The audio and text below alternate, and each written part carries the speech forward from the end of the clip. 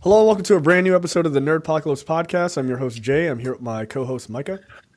Hey. And Terrence. What's up? All right, guys, we are back. I got plenty to talk about this week, so let's get right into it. I watched Monkey Man, Dev Patel's directorial debut. You guys talked about it a little bit last week as well, so I'll just go quickly. I really liked it. I thought it was fun. I do agree that it's about 30 minutes too long. It overstays its welcome a little bit. From like a filming perspective and stuff like that, I thought it was pretty good, especially first time out. I thought that was good. Action scenes were fun. It's got kind of the standard beats of an old school action movie, right? Like, oh, revenge, you get your ass kicked. Yeah, you got to figure out why you got your ass kicked a couple of times, and then you get your training montage, and then you come back. I thought that montage was dope. I thought it was super fucking dope. So much that I'm pretty sure I found that song and added it to my playlist on the track today. That was fun. And just culturally speaking, that scene was cool. Just like the drum playing and everything else. I just thought that was fun and it's a unique take. Because he was like, "What? I didn't say you were done. Like I didn't stop playing the drums. Like keep going." So that was good. I thought it was unique, and I liked the use of the third gender Indians. I thought that was cool. And I guess that's what happens when you fuck with trans people. They show up and fuck you up with knives. Because good lord, that scene was brutal. I've heard stories. Look, leave people alone. But yeah, that was dope. I think it's a fun outing for him. I look forward to seeing what he does next. Actually, like especially now that he's kind of got that under his belt. Like, does he do more action movies or what does he do? But yeah, it was cool. It was fun. If you haven't seen Monkey Man, I definitely would recommend it. For some reason, Micah, you guys watched Unfrosted. Well, from one directorial debut to another, No, this is not his. This is not his. He directed. Yes, it is. The B movie. He was starring it. No, he didn't.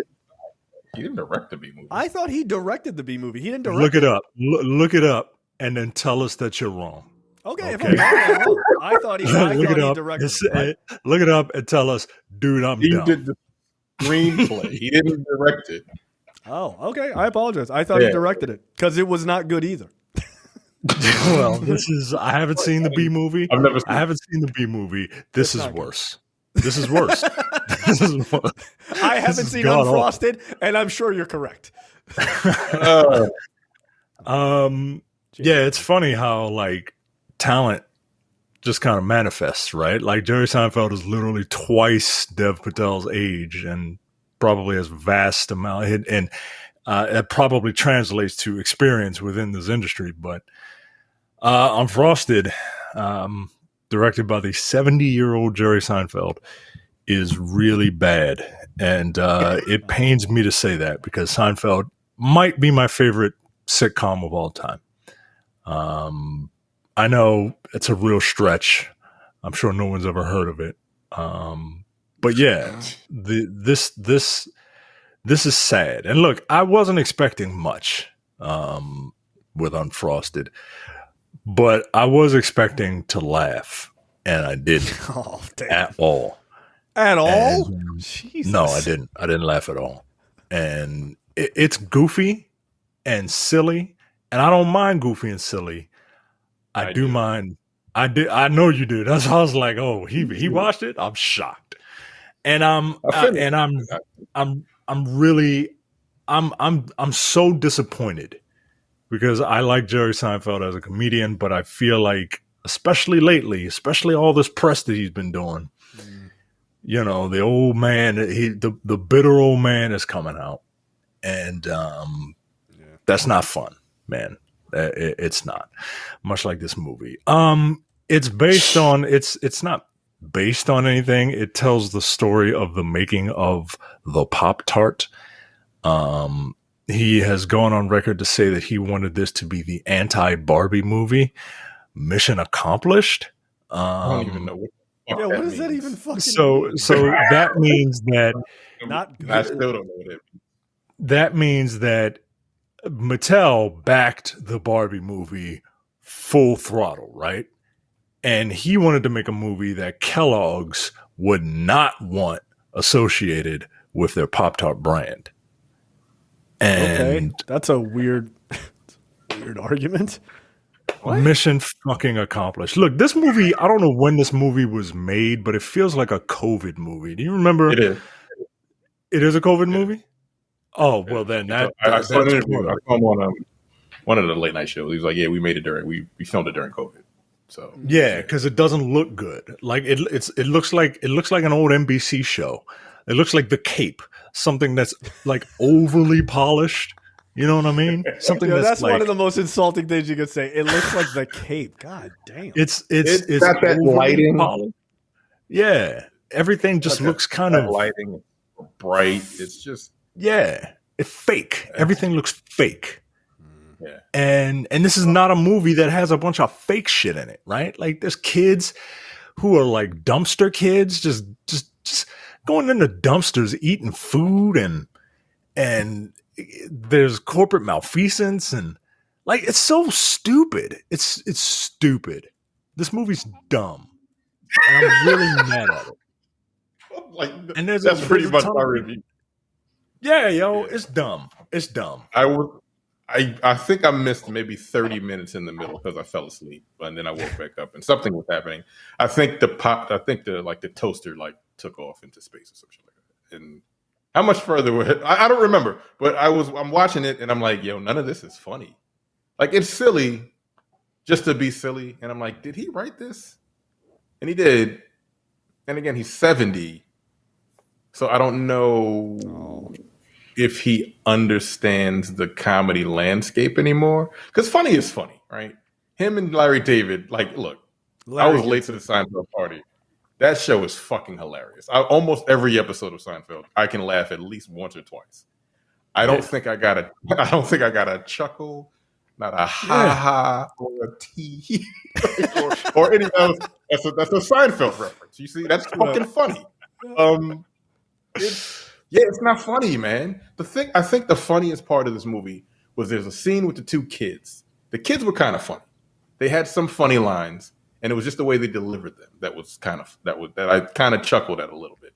Everything else, and there's so many comedians in this movie. There's so many people. Every comedian in Hollywood in this fucking movie. I'm like, how did you fuck this up? Like this is a terrible movie. It's not funny. It's got terrible writing. I was listening to The Blocks because Seinfeld was on the latest episode of Blocks. Oh, and that's way more entertaining than this fucking movie. It really is. Yo. In this movie. Like just them talking about comedy. Like that's why I love comedians in cars getting coffee. I love comedians talking about comedy. And in the beginning, I heard Neil Brennan say. This is like he said Unfrosted is hilarious. And then I watched it. I'm like, you lied to that man. Why did you do that? I get respect it. for your elders. Yeah, that's respectfully. I'd have been like, hey, my nigga, this shit is terrible, bro. Like, he would have probably ended the fucking interview. But I'm like, I can't, man. Can't sanction this. It's not funny, man. Again, it's a comedy, and if you're not funny, it's offensive. You know what else is offensive? Katt Williams, because that nigga's not funny either. Like, I'm moving on to another fucking thing that I watched. Katt Williams had Woke Folk, a special that I watched it today. Katt Williams is one of those guys that, like, his presence is funny. His delivery of things is very funny. Like, he can say anything and you can laugh at it, kind of. It's the way he says things, his voice. I see Micah's like, I don't believe that. But at the same time, like when you have that type of personality, nigga, tell some jokes. Like tell the jokes in that manner, and it's gonna be funny. This nigga ain't tell no jokes. This nigga talked about. I watched the first part of this, and because I love my wife, and my wife is like, "Oh, Katt Williams, right?" Because like she got caught up in all the Club Shay Shay stuff. Mm-hmm. And I'm like, all right, this Right. This is a you pick, right? This is a you pick, right? Like this is not a me pick, right? And we started watching it and she immediately got on her phone, right? Not paying attention. And this dude is like, look at this. He was talking about a blind kid playing football, yo. Yeah. And he's making fun of him. You can do anything you want. You can do anything you want. They got a blind kid playing football. Like, what the fuck, 15 years old, bro. That's a mad old clip, yo. It's a super and you make it fun. And you making fun of the kid, yo. You making fun of the kid, yo. Like, yeah, that's not the argument for that. Man. That's not the angle for that joke. No, it's not. Also, this nigga has visual aids. He showed a video of it. He showed a video of it. He had visual aids and sound effects. What the fuck? This nigga had a soundboard. He had a sound engineer with a soundboard. Bonch. Like, what the fuck is going on? What the fuck is going on, yo? I hate to say it. I got a soundboard. I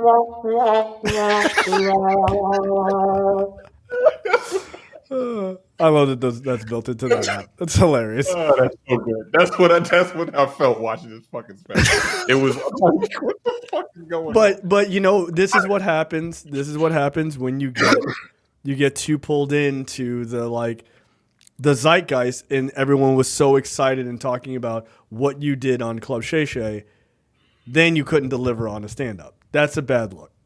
All these other comedians that you said were not funny, and I'm not saying you're not funnier than them, but then when you show up and then you don't fucking destroy it in your next one, it does lose a little bit of fucking power behind it. The crowd seemed to like it. They were laughing.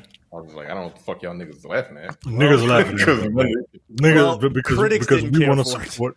We want to support our own so bad. We want to support our own so bad. World War III wasn't good either. The last one before that wasn't good either. It's just him making like observations, almost like Seinfeld, but it's just not very funny. Which is funny because that's not his comedy style. Oh, that's the problem. Like, he said, I saw an interview of him before he did World War III. He says he doesn't write a set. Clearly, he does not. I can tell. You can clearly tell he doesn't. Because, like, these last two specials, I'm just like, yo, this ain't funny, dog. Like, what are you doing? Yeah, going back, his comedy specials, like, the last one I thought was pretty good was Great America. That was not bad. But before that, like, is Pimpin', American Hustle. Like, those were, like, legitimately fucking hilarious. But, yeah, it's been a long time since he's had a very good telling jokes. Yeah. Now, I did watch a stand-up. There's a dude, what's his name? Brian Simpson, live from the Mothership. That's a stand-up. It's a special on Netflix. That shit's hilarious. You both should check that one out because he's very funny. Brian Simpson? I think he opens for what's his name? The fucking dickhead that's got the YouTube that has the podcast. Oh, I've seen this guy before. I've seen clips of him. Yeah, he is actually pretty funny. He's very funny. I watched the terrible fucking Katt Williams to him, and I'm like, now this is funny because he was telling jokes and he was very funny. He's got comedic timing. Yeah, I think I think he's the one who tells a joke like, if I tell you that this movie is really good and you come over to my house and we watch it together and you get up in the middle of the movie to go to the bathroom and I say, I'm going to pause it and you say, don't worry about it, I hope you die in that bathroom. It's like, this is my favorite movie. Fuck you. He's short. He tells this one joke. He's like, look, when you in high school and you 5'6", and like you get the 6'2" niggas talking about like getting all the girls that's like they're charming and everything like that. He's like, I don't want you to be my height. I want you to keep growing. Because like a 9-foot nigga ain't sexy. Like, he goes like a 9'6" nigga ain't sexy. It's like it throws off the dynamics. He's funny. Shit. I've seen a couple clips of him. Yeah, I'll have to check him out. Watch his special. It's an hour long. It's very funny.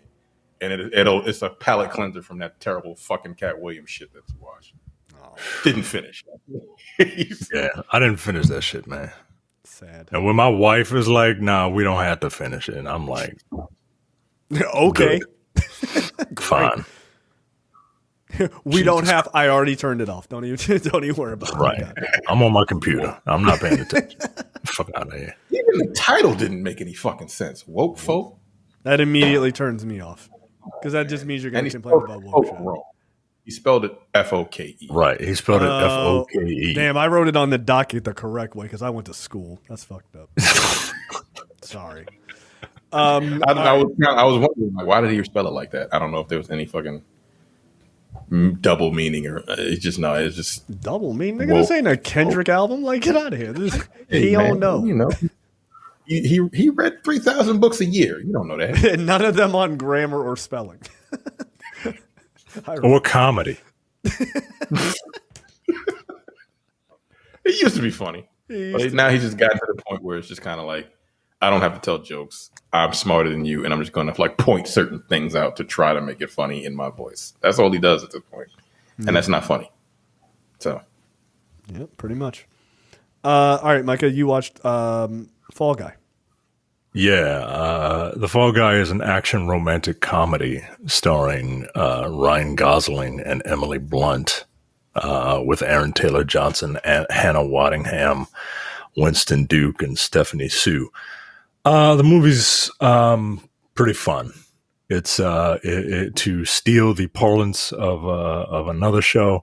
It's a matinee, and it's all about.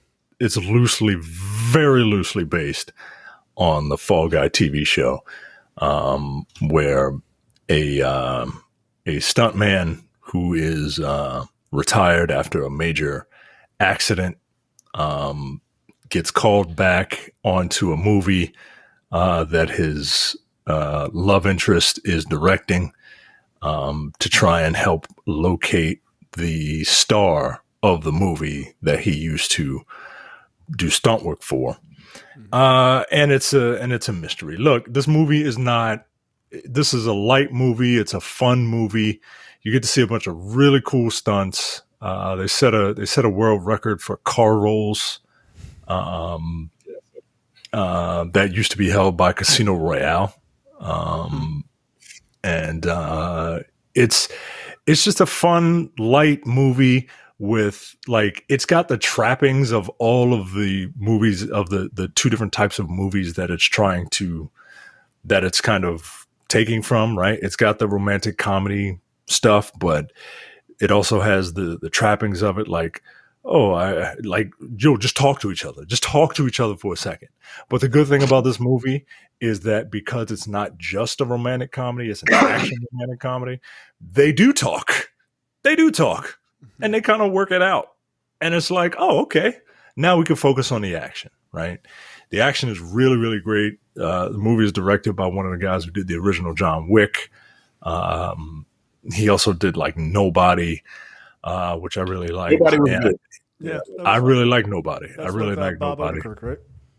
Yeah, and he did Atomic Blonde. He did Deadpool 2. I never saw Atomic Blonde.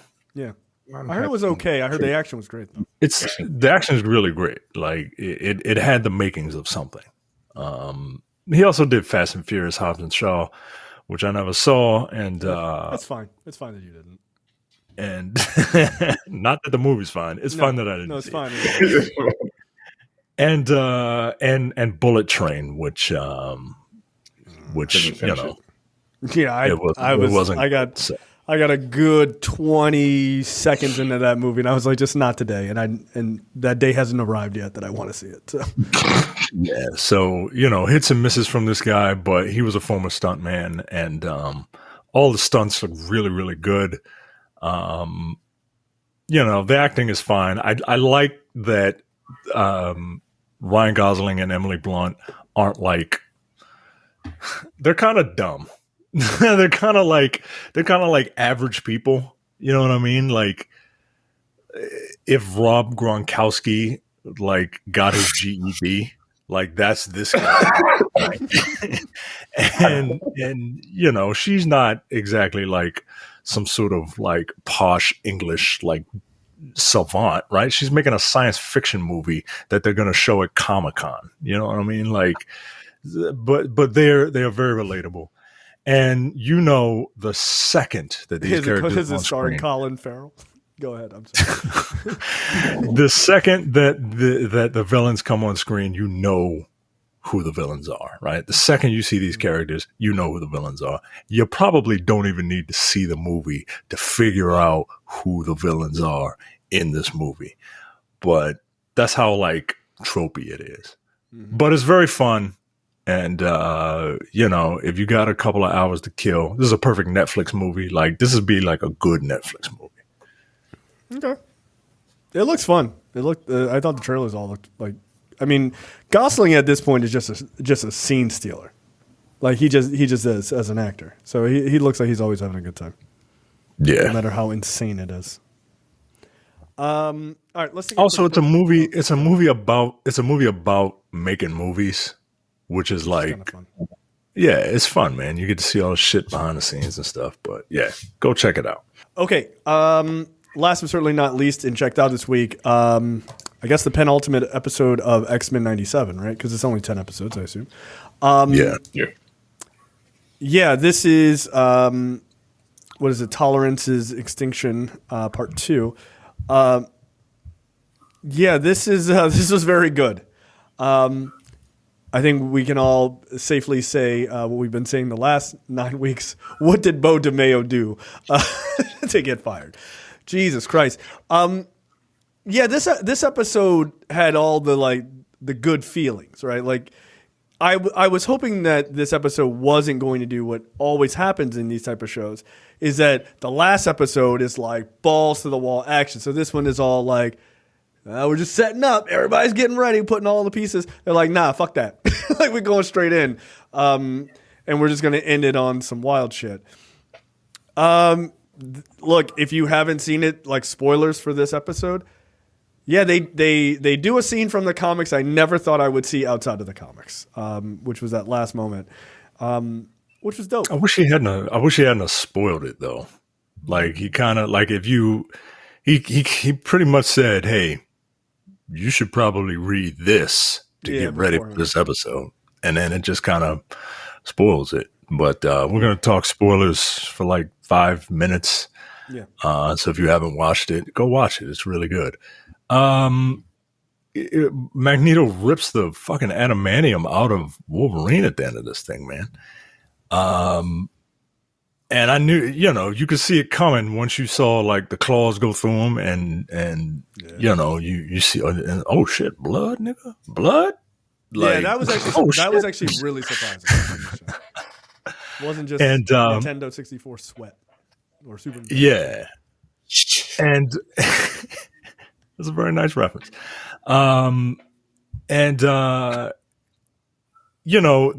That's dope, but like we're coming to the point where I kind of fell off of X-Men books, because as much as I talk about old Dogman Wolverine, this is why I call him Dogman, right? Because like Terrence, after in the comics, after the adamantium gets ripped from him, he becomes like a mongrel, like more of an animal, and he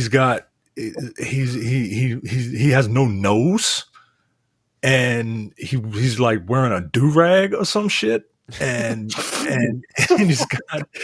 he's got like bone, he's got the bone claws, right? And he becomes just like an animal. And as much as like, yeah, he's feral Wolverine, and that was dumb, yo. that was just a really weird way to take the character. And then this eventually leads to Onslaught, which, I wasn't into Onslaught. I know what they were trying to do with it. It just, I don't know. It didn't keep me. And this is kind of where I fell off of of X-Men. So, but what the show is doing is it is doing a very good job taking bits and pieces from major events like Messiah Complex and Zero Tolerance and Fatal Attractions. They're taking like major events and they are adapting them to fit this specific story. So I'm not here to write it off. But we'll see. Look, I'm excited. I'm excited for the last episode. Yeah, I mean, look, I think Cam and I were actually talking about this, and his suggestion was that he thought Onslaught was going to end up happening.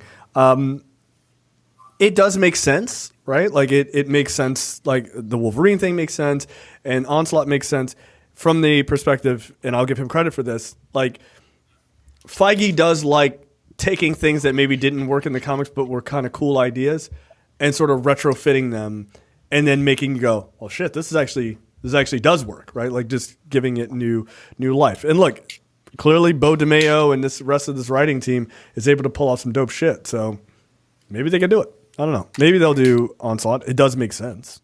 So we'll see. But overall in the episode, yeah. Well, that's why I just want to get to the core of the episode though. Like, okay.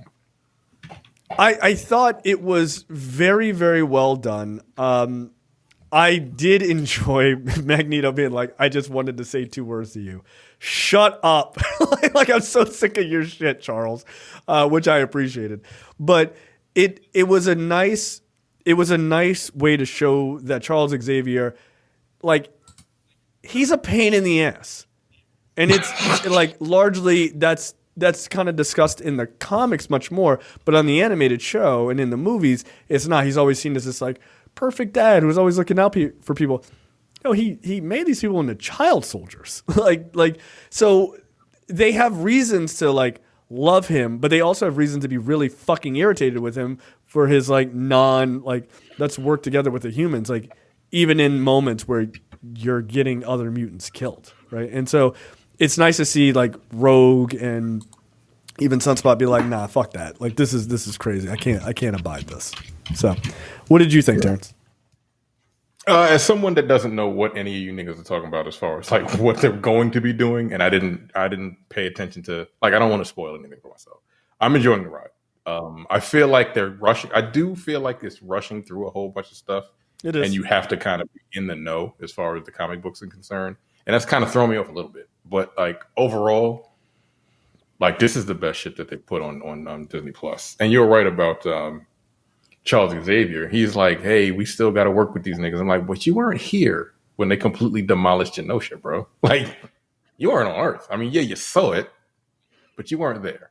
I mean, you were up in space. You were up in space doing pet play with your alien girlfriend, nigga. No. Excuse me. To quote or to paraphrase Magneto, with your bird wife, right? Like he was. I'm like, damn. All right. Magneto's just real sick of this nigga shit, right? He's like, "Yo, shut the fuck up, bro. Like you, like I've been telling you for fucking 40 years. Yep. They don't fuck with us like that. Like they just don't." Yeah, they don't fuck with each other like that, nigga. Right? Yeah. See. It's like, yeah, they like regardless of how much we do, they're just not. And to a certain extent, like it, you know, we are better than them. Kind of like yeah. Biologically, we're better than them.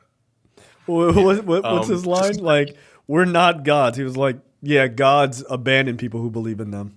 Like, and. Yeah. Try again. Well, and gods also get 14-year-olds pregnant. But anyway, yeah, it's I'm just saying. It's true. It's true. No, it's good. Like I'm Team Magneto. And that seems shocking news. But I did not know what was going to happen at the end of the episode. I didn't know. And I'm like, I literally was like, "Oh shit." When it happened, because I don't read the comic books, and he ripped his fucking. I'm like, holy shit, that was incredibly gruesome. God damn. Well, all right. Yeah, it was a pretty big deal in the comics too. I don't think anybody saw that shit coming. It was like, I'm sorry. No, this is dope. I really like it. I like it a lot. Like they haven't missed yet. I really like it. It's cool. Again, I really want to know what this dude did for them to just be like, you're fired. Because he knocked it out of the park. His writing team knocked it out of the park. They really did. One episode left. I hope it's maybe a couple minutes longer than 30 minutes since it's the season finale. It'd be nice because I also feel like these episodes are too short because they're condensing so much. Mm-hmm. And I also love Storm's fucking theme song. Every time she pulls up, she got that dope theme song. You know she's about to wreck shit. Yeah. It's awesome. That line again. There's so many lines in this show that are so incredibly well written and just kind of fun. Where she's talking to Jean when they're in the Blackbird when she's about to fly out, and she was like, "What is she's like? Let them mind your weather," and then she says to her, and let them weather your mind or whatever, some turn of phrase like that. It was very cool, and you actually got to see Jean do something. Right, because in the original cartoon, she's always falling. She just sounded like a porn star the entire fucking series. It's ridiculous. She was hitting. Yeah, she fought with bowling balls. I was like, yo, that's gonna hurt, bro. Like, god damn. No, it's nice to see her cut it up a little bit. I just love Storm's theatrics. She's just over dramatic. Every line. Yeah, I'm like, yo, you're not on the theater stage, yo. Chill out. But it's so ridiculous. It's so everything it's silly, but I love it, man. It's again best shit they've done. Yeah, since they've been up against. Yeah, it's awesome. All right. Look, I love Cyclops' conflict. It's. He's torn between two dads, yo, and he's trying to figure out, like, he's torn between two people that he respects, right? He might not like Magneto, but he damn sure respects him, and he especially as, like, as the season goes along, and yeah, I can't wait for Cyclops to fucking. To murder Charles because he's fucking tired of his shit. Like, get the fuck out of here, yo. I know he did it in the comics, and he was no. I don't think they're gonna have he did it before, but he was like possessed by the Phoenix and all that, and I don't think so. But I think Cyclops is due for. I think Charles is due for a cursing out by his number one son. He already did walk up on him like, nigga, I'm tired of you. Like, fuck out of here. Yeah, like it's like every man has that shit with their father at some point. You know what I mean? Where I'm gonna go out on my own, Dad. It's like, good, you're 26 and you're still living under my roof. Get the fuck out. Experience much? Personal. I'm not your pal. I'm not your buddy. I'm not your friend. I'm your father. He's also talking to. Wild. That shit up on the wall. There's also a quick, not a throwaway scene, but a quick scene with Xavier talking to President Kelly, and President Kelly's like, "Look, my hand is going to be forced if something doesn't happen. And by forcing my hand, I really hope he means we're going to have to call Earth's mightiest to kind of deal with this mutant problem." Now, this is an X-Men show first and foremost. So I think it'll be really interesting to see how the Avengers will be written from the perspective of someone else, right? Because like for the last, decade and a half, like the Avengers have been, they've been on a roll, right? And the X-Men have a very, very different view of how the Avengers operate. You don't help us. You help them. Right. And clearly, like how they've shown Cap, at least, you get an idea of this Cap, like you were saying a couple of weeks ago, is written more as the sort of the America's top cop and not a particularly like empathetic character. He's just like, the law is the law, right? Which is how he used to be written. Yeah. And as an aside, you got a little bit of the Hulk too in this episode, which was kind of a fun. I like how they use him more. I really like how they use him more. It's like, we're gonna throw some people in that's not in the show, but like, here's a little Easter egg. Yeah, it was just kind of cool. Like, and his power basically is that he has a reduced version of their powers. So, still, the reduced version of their powers can knock the head off of a Sentinel. That's Hulk, which was wild. But yeah, I thought that was kind of a fun and clever way. You've already introduced two of the Avengers, right? Like, in one way or another. I think there's a decent chance you get that you get the Avengers showing up in this. I think that would be kind of dope. And just have them kind of have a little bit of a standoff with the X-Men. It doesn't have to be the full episode because clearly there's other things to do. But it would, if my theory is correct, that they're using this show as like, this is the history of the X-Men before they show up in live action from this universe.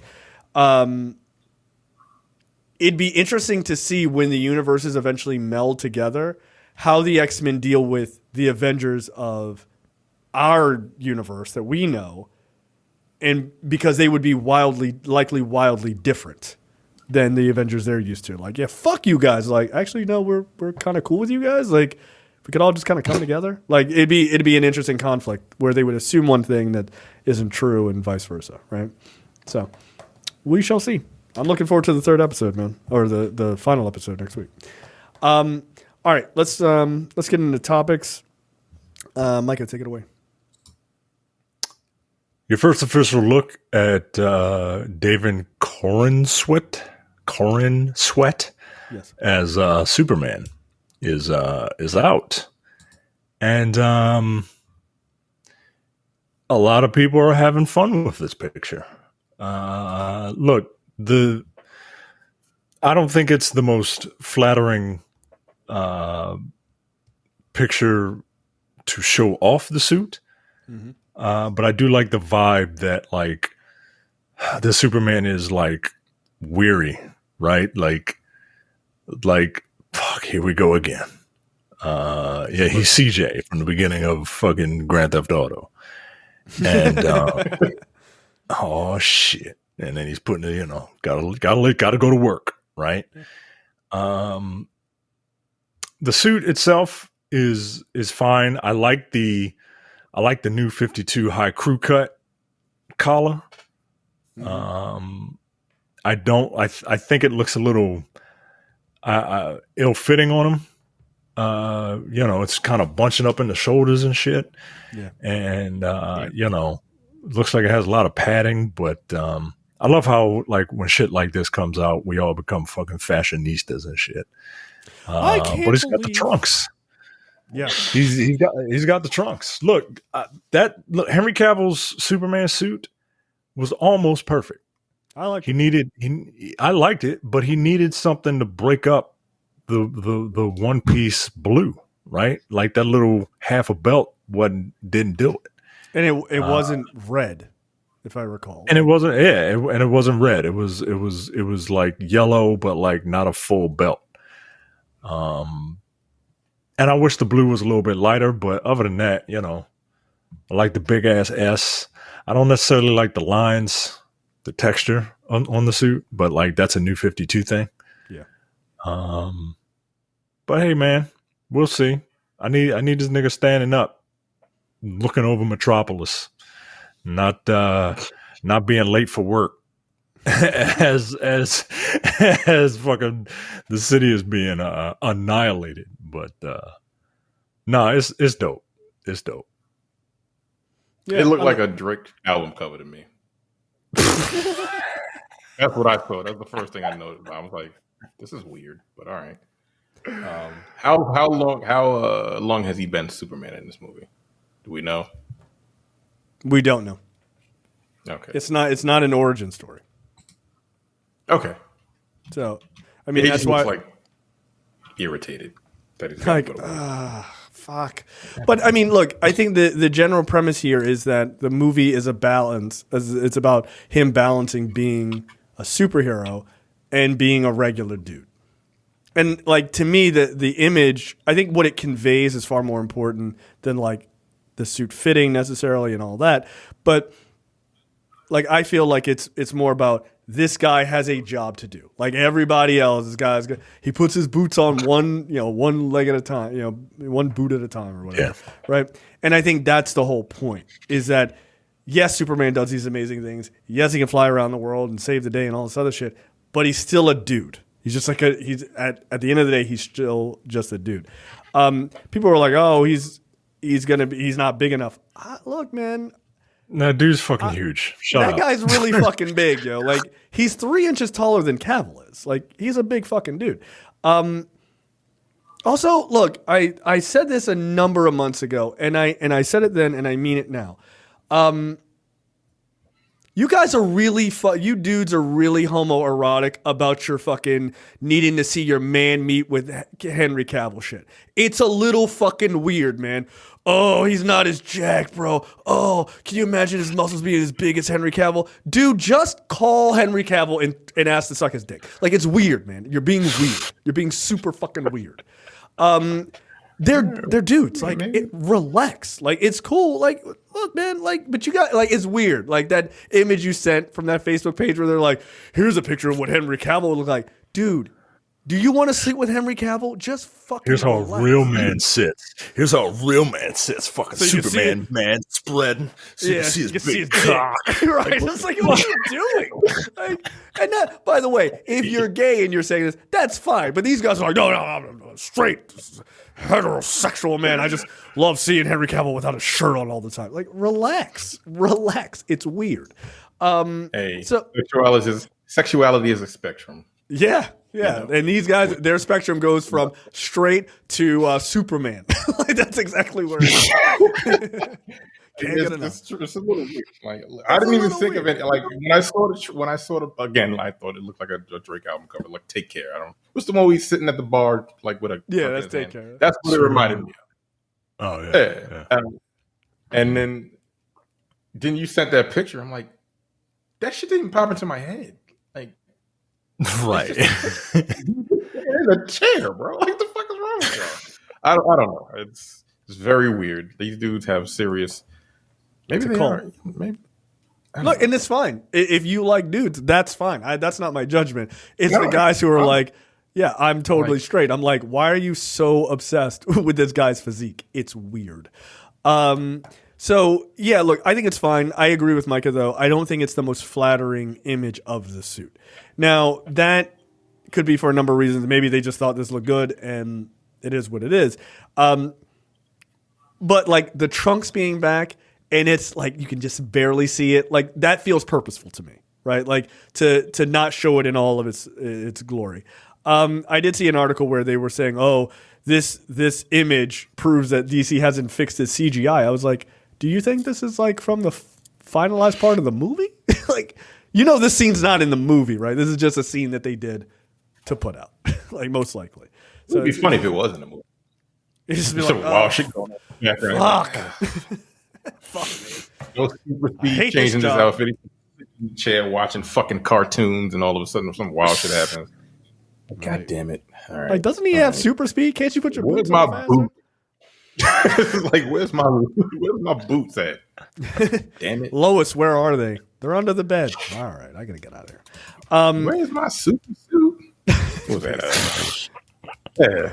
So yeah, look, I like it. I don't think it's the best display for the suit, but I mean, like, when I compare it to Cavill's first image that they showed, where he's like getting pushed into the bank vault or whatever, that image is a better image, right? Because it's like, oh shit, Superman in action. But we'll see. I mean, both of those movies have seemingly are going to have a very different approach to what the point of Superman is. Snyder's was all action, and then this is probably has a story, like a well thought out story. So we'll see. Snyder's, to be fair, Snyder's was, what if God decided, maybe I don't want to help you. Yeah. And Guns appears to be, at least from the log line on IMDb, it appears to be what you said, right? Like he is a guy who is of two worlds. He has to kind of reconcile with the fact that, reconcile with his heritage versus his adopted home. He's got the biracial struggle. You know what I mean? And he's, that's kind of the point. And right. And but at the same time, like I'm here. I'm an American. I'm gonna put my boots on one boot at a time, 1 foot at a time, and I'm gonna get out there. And I'm gonna go to work and stop whatever the fuck is happening over outside right now. Because Jesus fucking Christ. Yeah. So we'll see. I'm certainly not a person who is like poo-pooing this based on one image. No, I'm super excited for this, man. I'm super excited for this fucking Superman movie. And I'm not excited for the discourse, though. Because there are going to be some fucking diehards who, no matter how good or bad this movie is, they're just like, Henry Cavill would have done it better. Yeah, Henry Cavill, Superman. Yeah, like what the fuck, yo? It's more like Henry Cavill would have done it better. Henry Cavill would have done it better. Oh, he did it better. Yeah, it's like, all right, guys, just send him along. You're weirdos. All right, Paul Walter Hauser joins Marvel's Fantastic Four, probably as Mole Man. Paul Walter Hauser is having quite a week after being tapped for the role of Ed, Frank Durbin's partner in the Untitled Naked Gun. Frank Drebin's partner in the Untitled Naked Gun reboot. Deadline is first to report that he has come aboard the Fantastic Four. Makes sense. Yeah, he's probably Mole Man. He looks like a Mole Man. His role is undisclosed, but this guy looks like a Mole Man. He's also Paul Walter Hauser is actually a very funny guy. He could technically be the voice of Herbie as well, but I just can't imagine you get this guy and you don't make a Mole Man. That just seems like a mistake. So, how tall is this guy? Oh, he's super tall. I didn't know that. He's 5'9". Interesting. Shut the fuck up. Well, he is. That's pretty tall for a Mole Man, in fairness. Right? Like, I feel like a more of a Danny DeVito, Kevin Hart level heighted person would make sense as a Mole Man. Right, Danny DeVito is 4'10". Holy shit. Yeah, Danny DeVito is short as shit, bro. Wow, I didn't know that. Danny DeVito's a weeble wobble, man. Like he ain't tall at all. Yeah, one could argue. Really small. That is crazy. Yeah, okay, that works for me, man. Like, I hope he is Mole Man because I think it would just be unfortunate not to have them take him on, considering he was their very first villain. The rumor is, take this with many grains of salt. The rumor is that the movie is just going to start out with them battling Mole Man, which is kind of fun. Like, there's no sort of like, oh, we're building up to them becoming a team. Like, nah, we're straight in. So cool. Like, if it's kind of like one of those Spider-Man openings where he's just fighting a lesser villain before the story gets started, I like that. It's fun. That's what The Incredibles 2 did. They started out, the Incredibles ended with them fighting their version of Mole Man called the Underminer. The Underminer. And then part 2 just opened right from there. They're fighting the fucking Mole Man. Yeah. My daughter loves Incredibles 2. It's really weird.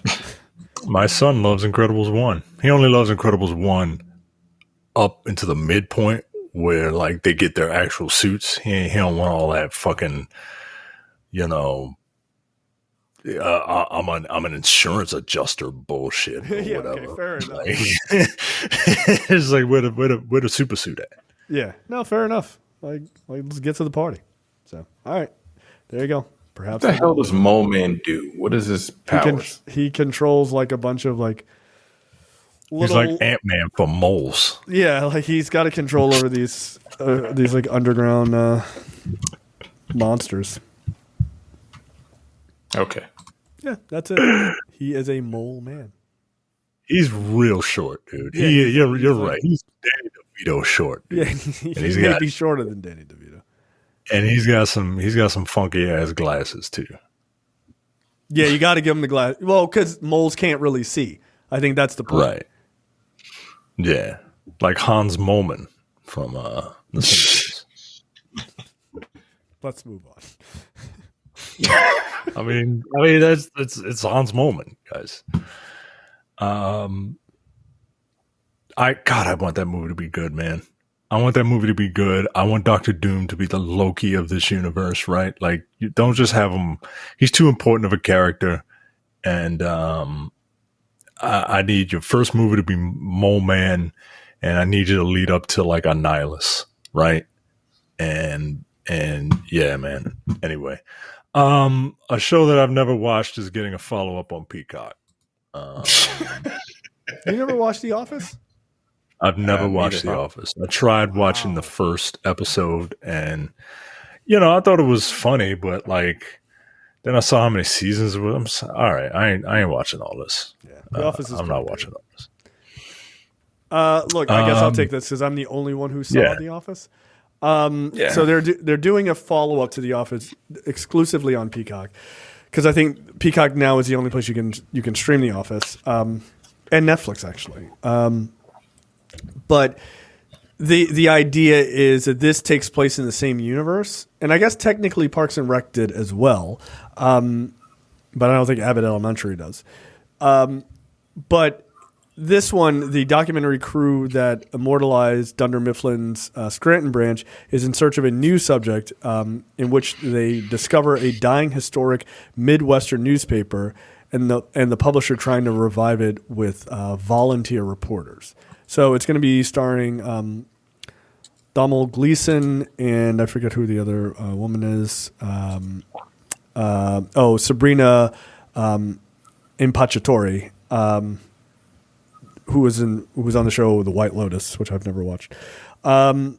So yeah, like this is happening, which is cool. Hopefully it's funny. It's got the same. Like the co-creator of The Office, Greg Daniels and Michael Coleman are once again working on it. So hopefully they'll catch the same vibe. Every one of the Office sort of spin-offs has all been incredibly successful. It's just a type of show that works really, really well. So as long as the cast is good, I don't see this not being successful either. Except for the fact that it's on Peacock and maybe people just don't see it. Like, that would be the only way it would work. I mean, quite literally. I mean, The Office, Parks and Rec, Abbott Elementary, and now this will all be under the same sort of one camera shot mockumentary style. So, cool. I'll watch it. All right. Look, everyone says The Office is good. I just it's very, very good. Alec Berg and Adam County are moving from Silicon Valley to the world of F1. Hulu is teaming with the duo for Downforce, a comedy that has been picked up to pilot at the Disney-run streamer. Described as Entourage set in the world of Formula One, which sounds funny to me. Downforce follows what happens when the heiress to a dynastic racing team is thrust back into the family business and the hard choices she must make about the future of the team and her family's legacy. All right, look, I really enjoyed Silicon Valley. It was wild to see what's his name, the brown man go from and Johnny.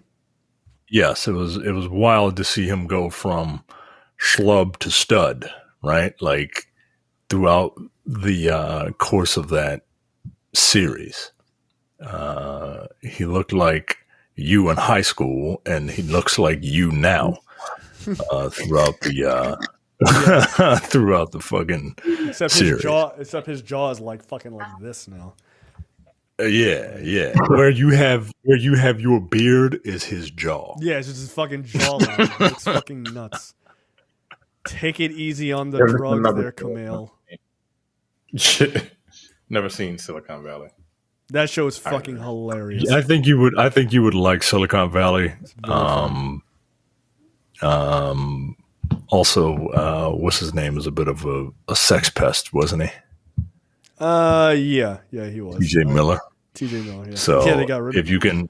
If you can get past that, then I think you would actually like that show. Yeah, playing the exact character you think he would be playing himself. Right. If we're being honest, it's just him playing himself. But he's really good. He was actually really good on that show. That show is unbelievably ridiculous, but also a very fun watch all the way to the end. The end is exactly what it should have been. Like, it's exactly what it should have been. And yes, and watching Kumail Nanjiani try to pretend to be a schlubby nerd in that last season as he's getting jacked as fuck for Eternals. He's like wearing like a golf shirt. Like, yo, that golf shirt is mad tight. Like, it's just, you look insane. Like, I'm just a little nerd. Yo, you look like you bench 315. Knock it off. Like, I'm just a computer programmer. Okay, buddy. All right, yeah, that works for me. Absolutely, I will definitely watch it. And it's cool. Danny Ricciardo, who was an F1 driver, I think he's driving. I don't know who he's driving. Red Bull now. He's a producer on it, so he'll be able to actually give some like real world shit to talk about with it. First up, Gina Carano is a massive hypocrite. She says that even though she's doing this $75,000 lawsuit with Disney, that'll really stick it to him. Idiot.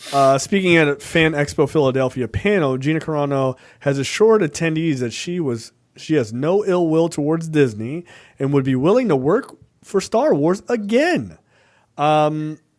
Really? That's interesting.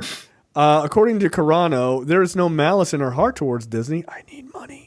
Speaking at a Fan Expo in Philadelphia, she discussed whether she'd be willing to work for Star Wars again, and she insists that she would. Wow, this article is really terribly written. You said the same thing 4 different times. I mean, look where it's at. Yeah, I know. There's a link to this one. Trash. So, yeah, I mean, this is hilarious, right? She got Elon Musk to stick up for her and sue Disney. She's going to fucking lose. But she's still willing to work for them? Yeah, because all that go woke, go broke bullshit. You went the other side, and guess what? Ain't no money over there. There ain't no money over there. And what, are you going to work for Ben Shapiro? You going to be in one of his shitty movies that makes $9.50? No, you want to get back. What was the name of that movie? Was it like Losers? Was it like Western Whites from the Prairie or some shit? Some bullshit. Prairie.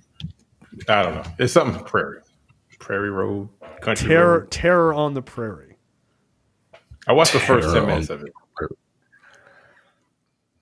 You literally will give anything a chance. God damn. I wish I was like you.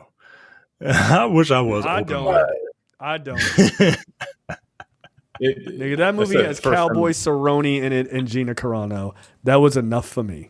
Thanks, but no thanks. Cowboy Cerrone is a MMA fighter. So he just professionally gets punched in the head. I'm not watching a movie with him in it. I'm good. It didn't look terrible. Like, it was, Agree to disagree. It didn't look bad. No, I mean, like. Oh, when you actually visually. watched it. Yeah, like it looked like they put some money into it, but then I was like, I don't care. Ain't nobody talking, so I just cut it off. Did they put any money? And I was like, I'm done. Did they put any money in My Son Hunter, the biographical comedy film that she appeared in? Right, because wasn't she is playing like. She was playing a Secret Service agent. Right, that's right. Oh my goodness! Wow, $2 million budget for that movie, huh? $3 million budget. Yeah, we just throwing money away. Just throwing it away. Oh, right. She's the woman that Biden smelled her hair. It's like, yeah. oh my God. That was a real movie people made. They invested their real money and time. That fucking Lady Ballers or whatever the fuck that movie is they did called. that too. Yep. Same studio. Yeah, that's the Daily Wire studio. Why are they just wasting that fucking money? Because conservatives watch this bullshit. No, Sanchez fucking directed My Son Hunter from License to Kill. What the fuck? I mean, I guess I shouldn't be surprised that Robert Davi. Yeah, I guess I shouldn't be surprised that he's like super conservative. Yeah, but it's just weird to me. Oh, this dude? I've seen him before. Yeah, of course. Yeah, he's been a bunch. Yeah, he was in Showgirls, right? He said, "Don't let anybody come in you." Right? Like that was the top delivery right there. I mean, it's a solid warning in fairness there. Like, in fairness to Robert Davi, doesn't get much better than that. Yeah, okay. That's cool. You got it, bro. He was approached in 2021 to direct the film by documentary filmmakers, which focuses on the relationship between Hunter Biden and his father. And he said, "Sure, I don't have anything else to do today." And then he did the movie. Cool. Ooh. Did they say how much? Can you guys find out how much Terror on the Prairie cost to make? I think it was 2.7 million. 2.75 million. For Terror on the Prairie? Mm-hmm. Oh, no, that was My Son. Oh, I'm sorry. That was My Son Hunter. Okay. Well, Terror on the Prairie had a theatrical gross of, would you like to guess? Hold on. Let me find out how much it costs. Hold on. Damn it, I don't have a number. Go. Would you like to guess? Nigga, I saw it. Jesus Christ. Go ahead. How much did it cost to make? I don't know, how much the theatrical gross was? It was. I didn't know it was in the theater. $10,000. $13,115. Oh, only $3,000 off. Yeah, not bad. You were very close. Actually. Goddamn shame, dude. Yeah, you would have won. You would have gone. You would have gone to the final round on Price is Right for that score. How much did it cost? I know. I'm trying. $23. Like, who the fuck knows? But by the way, no one ever looks at this movie and says, "Going conservative, go broke." It made $13,000. Go woke or go broke. Oh, this liberal movie only made $500 million. All right, sure. It lost. Yeah, I can't. Like, nobody. They are keeping that number.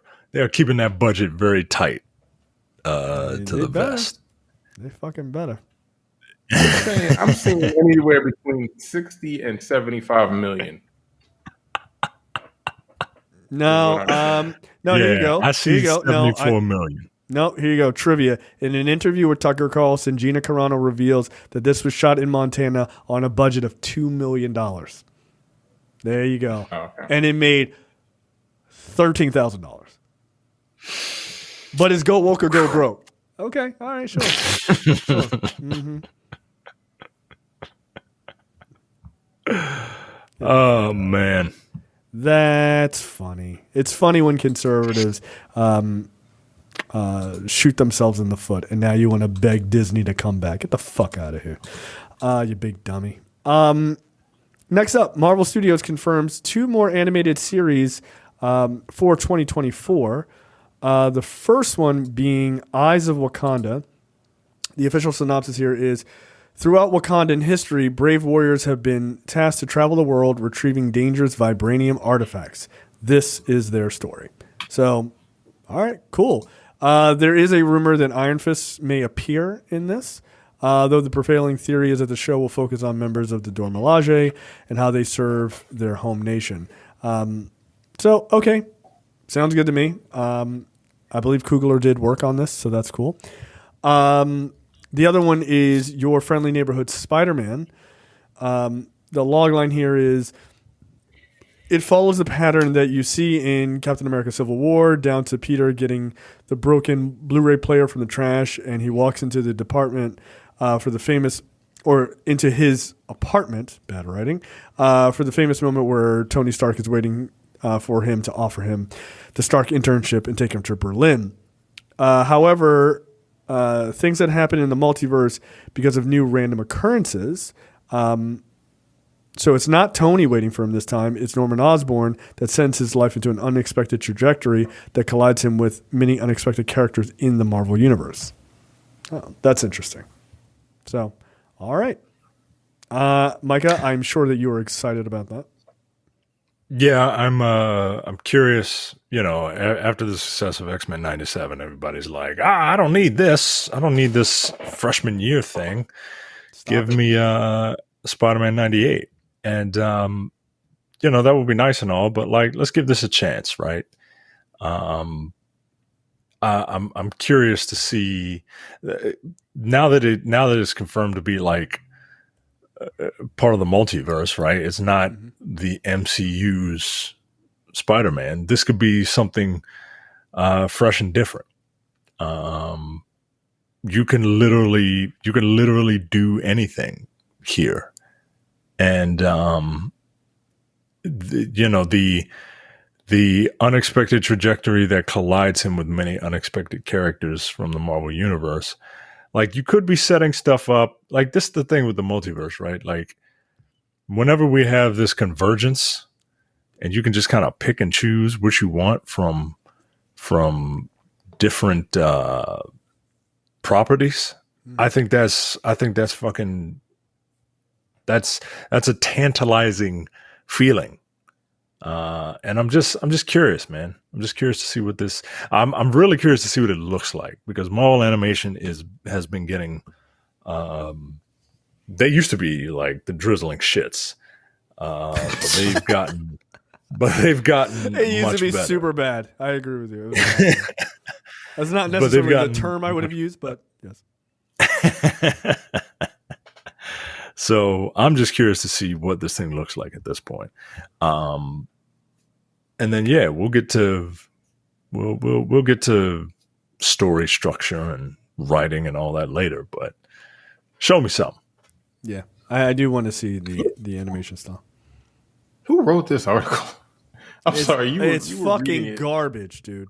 I decided to read through it. They just be letting anybody write down. Oh, I saw. You don't have to have it. I saw who wrote it. That guy sucks. You know what you need to write articles? You need a fucking word processor to be able to write an article at this point. No degree, no learning, no schooling. No, all you need to do is know how to do enough of a trolling fucking headline, which is what that person does all the time. This shit is horrible. I'm sorry, I wasn't really paying too much attention to what y'all was saying. But I was reading this sentence, this paragraph, and I thought I was wilding. I thought I was bugging out trying to read it. It's very bad. I was like, no one has proofreaders anymore. And I feel like I've seen Forbes articles where the fucking writing is fucked up. Do they have editors? Do they have copy editors anymore? They do. You just have to be in an organization that's like a real organization. And I think it's also you're trying to get out so much content. They just go. It's like, I don't know, man. Yeah, that's why half of these articles are like two, 3-sentence paragraphs that one reiterate the title, right? Yep. And reiterate the headline.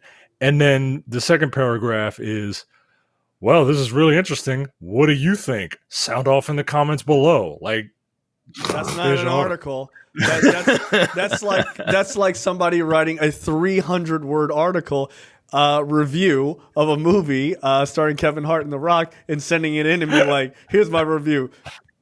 This is a movie. It exists. What the fuck is this, Micah?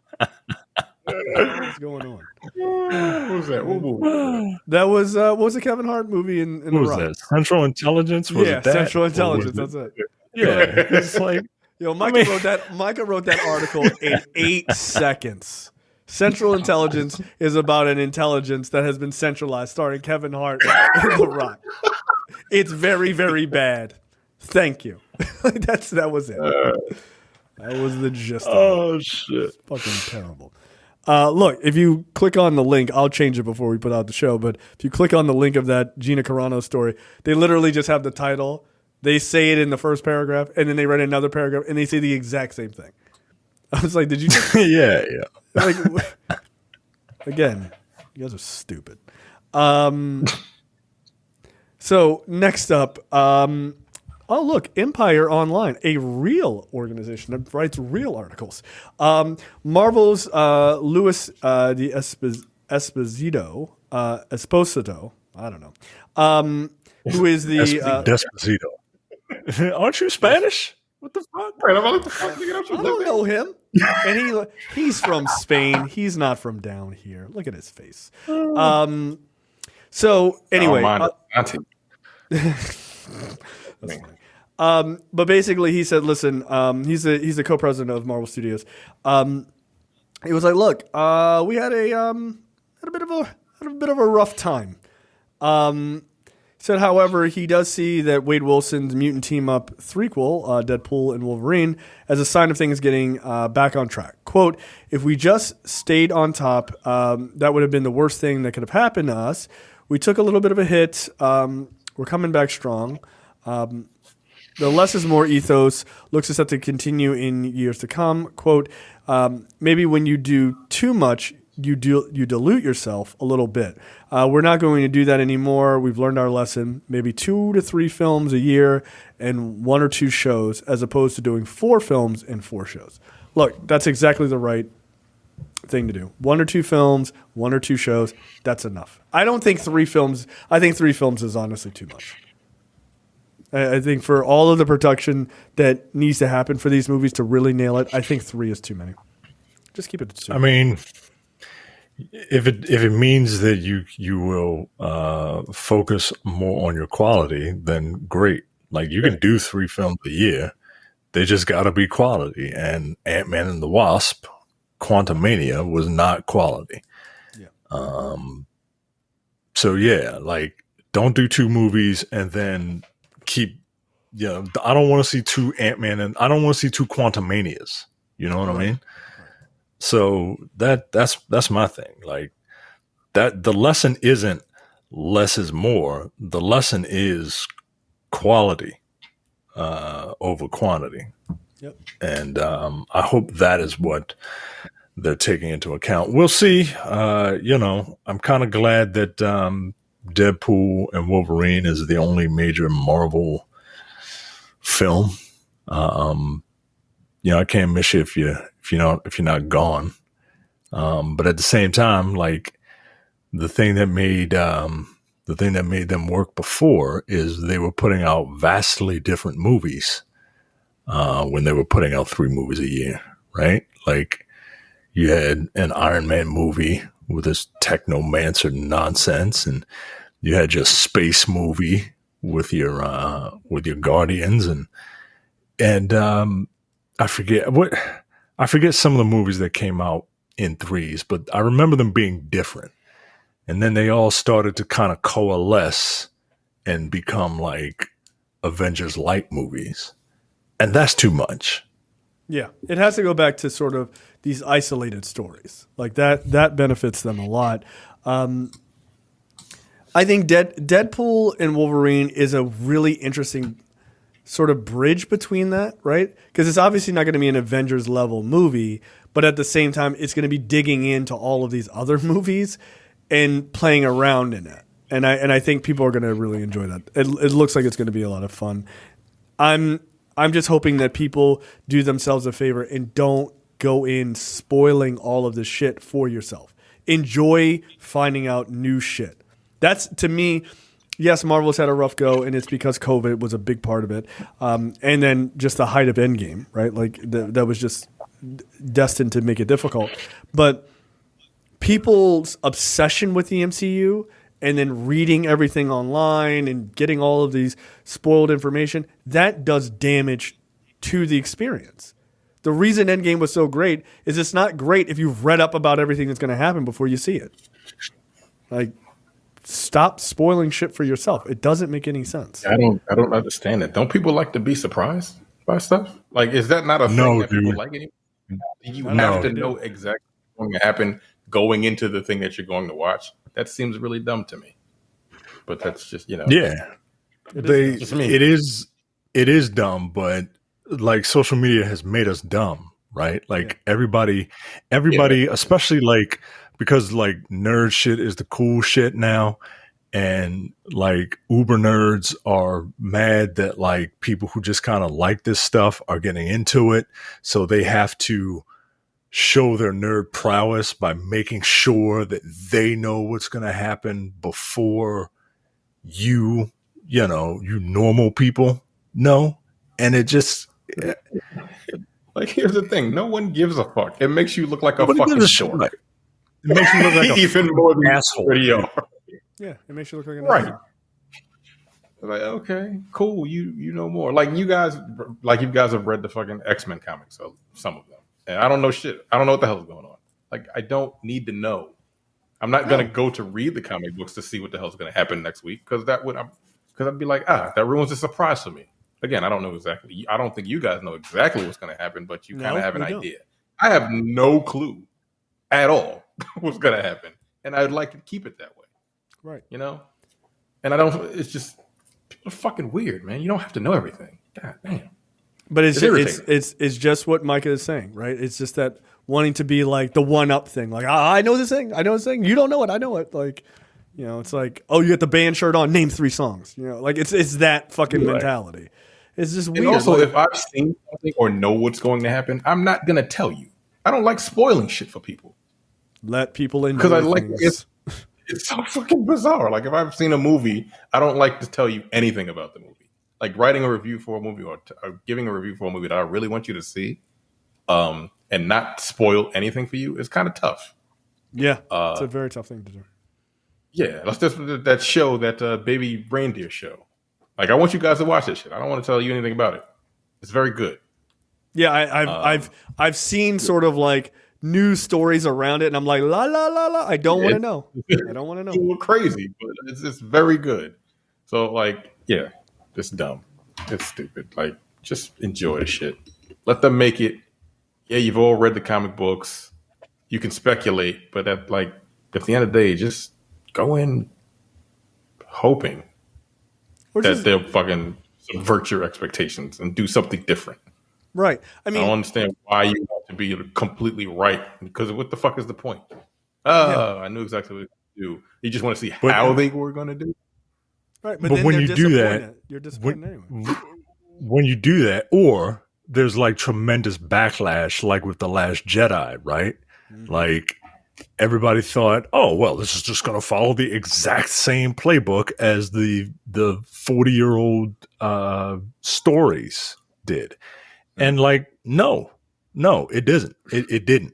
This guy that you thought was going to be the new emperor is not the emperor. He dead, right? And then it was a tremendous backlash. I love The Last Jedi. I still do, except for all that bullshit that Finn and Rose was doing. But other than that, I thought that movie was great because I liked my expectations subverted. But like, nah, people were like, no, this isn't how it's supposed to be. I'm supposed to be right. Yep. Yeah. So this movie is trash. Like, right, and that's the biggest problem is people set up their own sort of headcanon before they see the movie, and if it does not somehow reach what you thought it was going to be, then the movie sucks. It's like that's not a measure of the movie. That's a measure of your inability as an adult to understand that like the world isn't inside your mind, right? Yeah, man. Yeah, I mean, like, quite literally, that's what it is. Like I enjoy twists as long as they make sense. I mean, I don't necessarily want one thing and then all of a sudden some just weird shit that like I don't want to watch. I don't know. I don't want to watch Law and Order, and all of a sudden you find out that the killer is a penguin. What the fuck? What the fuck? Like, that doesn't make any sense. What the fuck? In all honesty, that would make more sense. Oh, he's a penguin? Okay, that makes sense. That's fine. Tune in next week. That's so funny, man. That twist in Sugar, like, again, I have not seen it, but I do know what it is. That twist, when I saw someone say, "Oh, this is a crazy twist," and you responded, it literally turns me off to finishing the season. I was like, it can't be that bad. Stop being fucking ridiculous. And then you told me, I'm like, that makes a lot of sense, actually. Yeah. You know what? I don't think you're wrong. I know if I was watching that show and I saw that scene, I'd be like, I think I'm out. I think I'm out. You know what? Fuck you. Yeah. Somebody else tell me how it ends. I'm not watching it. So yeah, Marvel going down to 2 movies, and 2 shows. I think that's a good move. So I don't remember what's in 2025. I have to imagine that's when the sort of release date starts, or maybe it's 2026 that they're doing this. But yeah. All right, cool. Works for me, man. Keep it good. You know, just quickly before we move on, I did see someone make a very good point about why X-Men 97 is so good comparative to the other things that have been not so great for Marvel. And they were saying because of how cartoons work. Like, Marvel often does, like, oh, we can fix it in post type of work. Like, they'll start filming a movie with unfinished scripts, and they'll kind of work it out as it's going for the most part. But because of the nature of animation, like, you have to script it out super hard because you got to get the people to come in and voice it and match up. You know, you got to do all the drawings and everything. So it has to be kind of really pretty close to done, if not completely done, when you go to actually, like, record voice work and stuff like that. And so it forces them to refine it over and over and over again before they actually start doing the recordings and stuff, which makes a lot of sense. You can't like reanimate, it would take forever. Right. And cost you a lot of money. Right. So it does make sense. And maybe Marvel shouldn't be leaning so heavily on that sort of Iron Man design of like, we'll just fucking improv it. Like, maybe like don't do that. And, just give yourself a little bit of wiggle room. Sure. I understand that, but don't depend on it. So 2 movies and 2 shows. Is that what you said? They said 2 to 3 movies and 2 shows. 2 to 3. Okay. Because, and look, I'm on Wikipedia, right? So this doesn't mean anything, right? But the 2025 slate is 4 movies. So, yeah, that's what I thought. It was more than 2, right? I thought so. Yeah. Cap, Thunderbolts, Brave New World, Thunderbolts, Fantastic Four, and Blade. Now look, Blade ain't coming out. Right. Blade probably is not coming out in 2025. But Fantastic Four has a hard date. Captain America, I believe, has a hard date. It does. And I think they already pushed Thunderbolts, so that's still probably coming out in May. Yeah, but that's your 3. That's your 3. I don't think you're getting Blade in 20. Dude, I don't know what is going on with that movie. Like, I really feel like the issues that they're having getting that movie done, they're going to end up losing Mahershala Ali, like, which would be unfortunate. But yeah, like, I hope he's not doing other films while they're waiting to get their shit together, because that will piss an actor off. And like, I'm trying to like be an actor. I don't want to be sitting on the show for 5 years. Right. I got a boat to pay for. All right, next up, this is really weird. Amazon Prime Video is now going to be putting in streaming in commercials during their shows that you can like click on and order things on Amazon. It will pause the show or movie, but this is only if you don't have the ad-free version of Prime, by the way. So, okay, I don't like this, but it doesn't appear that it affects me, so go for it. Yeah, I don't. This is bad. Yeah, I mean, for poor people, sure. Yeah, this is just being a dick. No, this sucks, right? Like the idea of throwing up these things, and then like, oh, you can just buy, you can buy your ads right in your TV show, or buy the products right inside your TV show. Yeah, I don't care for that. That sucks. So we shall see. But yeah, this is not. I mean, it's bound to happen, right? The sci-fiification of our world, right? The fucking. It won't be long before Minority Report is like a thing, right? And just you glance at an ad and it just like looks at your eyes and knows exactly what you're fucking thinking of some dumb shit. Exactly. Look, corporations are going to corporate, and it just fucking stinks, man. Like it's like in Final Fantasy 15 with that cup noodle shit. Like it really fucking annoyed me. It really fucking annoyed me. It was a very weird thing they did. They were like, "We're going to squeeze this in." Why? Just why? Right. Here's this fantasy land where I'm fighting monsters with swords while I'm on my cell phone driving in a Bentley with my boys, and all of a sudden here's a cup noodle food truck. What the fuck? What? I mean, and what's really bad is they made the food look so fucking good.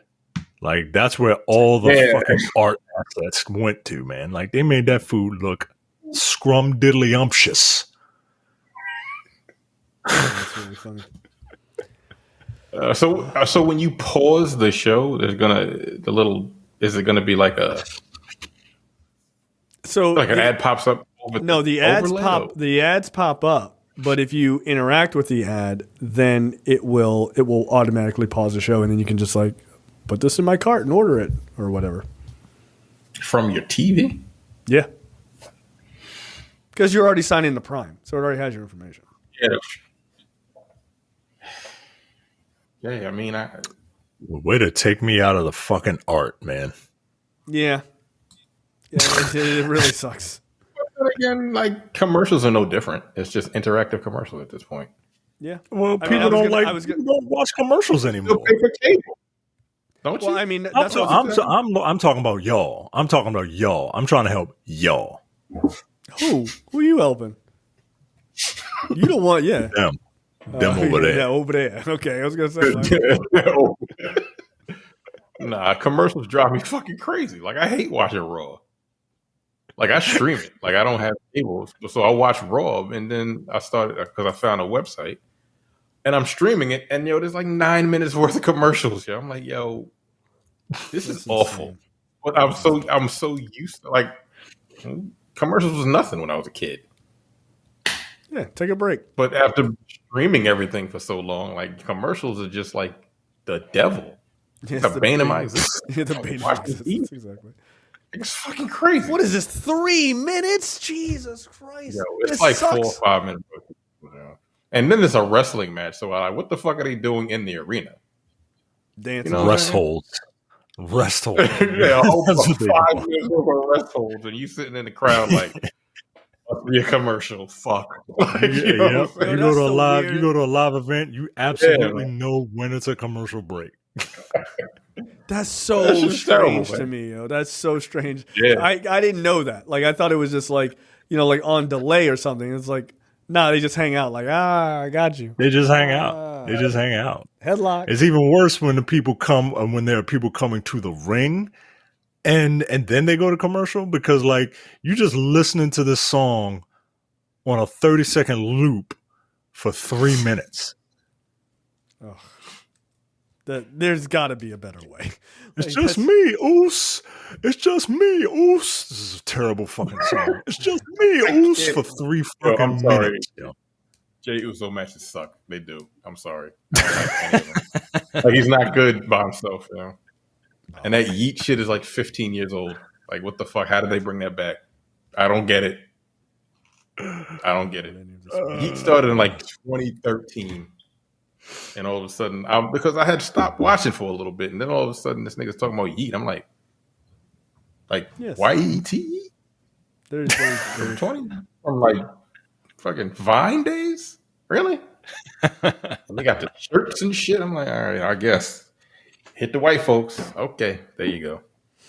Good. Yeah, like when white people discovered swag surfing. Ugh. What, last month? Yes, nigga. Like when Taylor Swift started doing that shit last football season, and they were like, "What the fuck?" Like 15 years old, dude. That song came out in like 2007. Very weird. People are so fucking lame, yeah. I swear. It's hard. So very strange. That was an aside. I'm sorry. 2009, that song came out. Yeah. Anyway, Swag surfing. All right. Last but certainly not least in topics. In a streaming milestone, Disney and Warner Brothers Discovery team create a bundle with Disney, Hulu, and Max that they will be offering this summer. The exact launch date and price are not available right now, but plans call for both ad-free and ad-supported versions will be available. How do you guys feel about this? Like you said earlier, I pay for cable, so that's just it's just cable by another name, yo. This is how much is the bundle going to cost a month? All three just bundled up? Is it $20? Yeah, like I was gonna say, if it's $20, that's a crazy deal. Like that's a crazy deal. No, it's not. That's amazing. $30. It will be no less than $30, and that's being very generous. 10 per. I don't think $30 is being bad. I don't think $30 is bad. $30 is good enough for me to cancel mine because I have all three of these and get it. Yeah, I think $30 a month would be like an introductory deal. There's no way that these mega corporations are gonna give this shit away for $10 per service. No way. This thing is gonna end up being $40 and $50 for ad free entertainment. How much are they separate now? Because Disney and Hulu is already a bundle, right? How much is that bundle? 15? Something. $16? Like that, Yeah. And you had Max, which do you watch movies on Max? I don't watch shit on Max. Like that's what I'm saying. They really fucked that app, dude. Curb They is really done. fucked that app. I hate the Max app. I can't stand it. I hate the way it operates. I hate everything about that fucking app. But there's certain shows on it I like to watch. But now, what's on there? What's the newest show on there? That I watched the first episode and I wasn't feeling it too much. Show Robert Downey Jr. The Sympathizer. Sympathizer. I'm like, it's fine. I haven't Not up my alley. heard good things about it. The mayor, like, there's not a lot of stuff on it. There's a bunch of like documentaries that I like to watch on there, but all the other stuff, like the Discovery shit, I don't fucking care. Yeah. A lot of docs are on Discovery, so I don't know. My 600-pound whatever. Yeah. Out of these three, I think Hulu has the best content. Disney Plus has just like the one in every once in a while has some really good shows. Like the X-Men 97 is good. Yeah. But what else do you watch on there? If you don't have a kid, and my daughter uses the shit out of Disney Plus. Yeah, exactly. Like I don't have a kid, so like I'm not watching. I'm not really. Right. I don't give a fuck about Star Wars anything. Right. I've seen all of the fucking Marvel movies. I mean, Hulu has been quiet as it's kept. Has gotten some pretty good like original series and stuff like that. Like they've done a pretty good job. I mean, honestly, FX alone on Hulu is fucking awesome. Yeah, FX is a very good. That's a very good buy-in. Honestly, you know what I spend most of my time watching now is Apple TV. which was the one that I was like, this is not going to do well as a service. And you know what? I gotta shut the fuck up. Like, their sci-fi shit is dope as hell. Like, all of it is good. And I'm probably gonna start watching most of it. There's one sci-fi show that I don't really care for at the moment. Well, you know what? You go back to your Cowboys and Aliens fucking TV show. But yeah, I mean, I'm gonna start watching Dark Matter maybe tonight or tomorrow. That shit looks good. So yeah, Apple TV is where I seem to find myself most of the time. So, and almost never Netflix, like almost never. So. Like, I don't want to get rid of Max because there's like House of the Dragon, there's like all these other shows I want to watch, but I may start just kind of canceling and just doing like the seasonal fucking buy-in because like what's the purpose? It's not like it takes a long time to get them up and running, so just to save myself money for like 6 months out of the year when it's just nothing I give a shit about. Okay, What the Fuck brought to you by JTD from the Edit That Out podcast. Micah, take it away. Yes, JTD is black. I remember seeing some people thinking that JTD was a white guy, and not because of his voice, right? Because if you heard his voice, you'd be like, "Oh, that nigga from E Country is shit."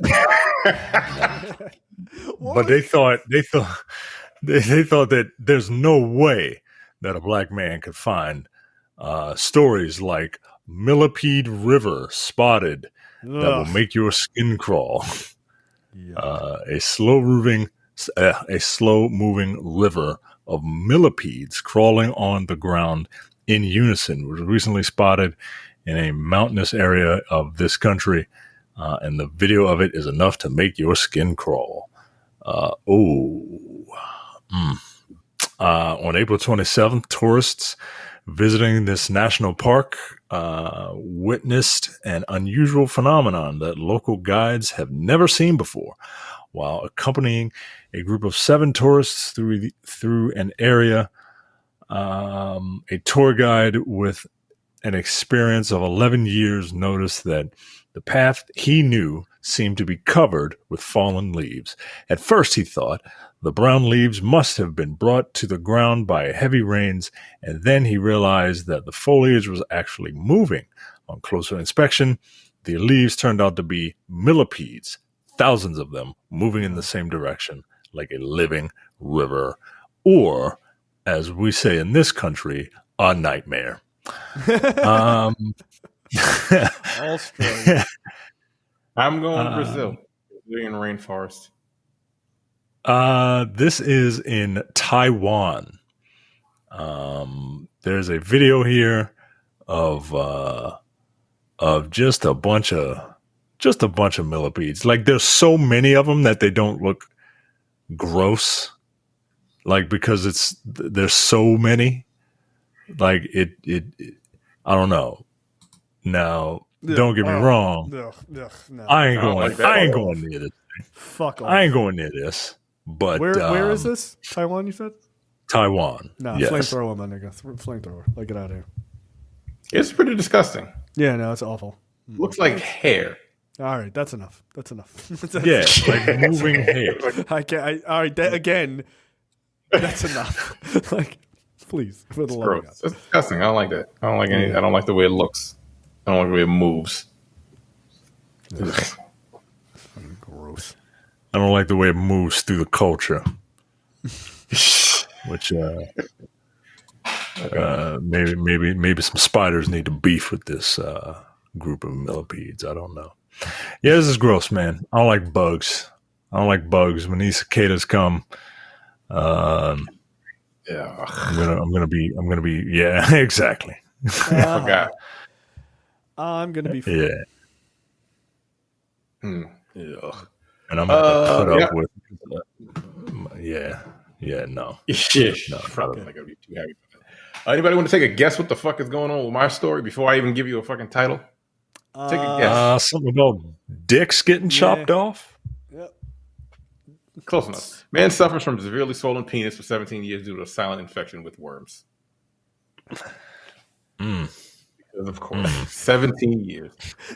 It reminds me of that gif of like Joe Budden. Why?